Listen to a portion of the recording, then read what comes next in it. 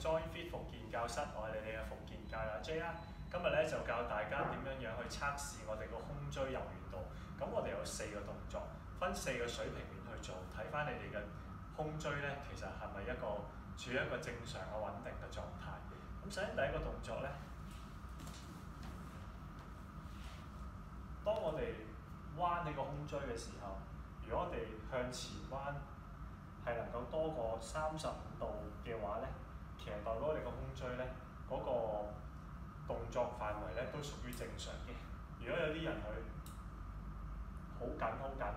收唔到入去嘅時候咧，就代表咗佢比較緊嘅。咁呢啲人通常係啲咩人咧？通常係啲背肌過度發達嘅人，例如佢成日要攀石啊、要爬山啊，或者係一啲嘅軍隊嘅士兵啊，成日要立正去企直嘅話咧，佢哋個背部咧都會比較緊啲，縮唔到我哋嘅胸椎嘅。咁第二個動作咧係測試我哋胸椎後彎，好簡單，將我哋兩隻手嘅腰咧叉住擺喺嗰個盤骨嗰度，向後平腰，向後咬。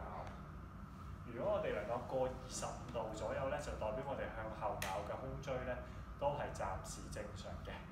咁呢一啲人比較難去向後咬咧，就係我哋成日坐喺度 office 嗰度打電腦啊，或者玩手機啊，成日仆喺張台度寫嘢姿勢唔好嘅人咧，佢哋向後咬嗰個胸椎嘅弧度咧都會比較低嘅。咁第三個動作咧，將你嘅手擺喺個後尾枕嗰度啦，向側一個水平面向側。如果有25度左右咧，有25度左右咧，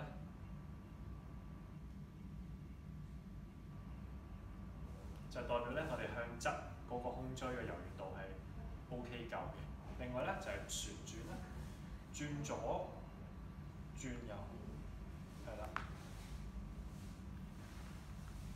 有35度咧，其實真係代表我哋胸椎咧都唔可以嘅。呢個動作最好咧就坐喺度做，因為咧可以穩定我哋嘅盤骨，唔會借咗我哋腰椎同埋盤骨嘅力咧去測試嘅。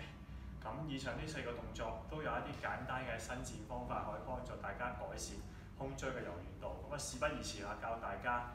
可以點樣去做先啊！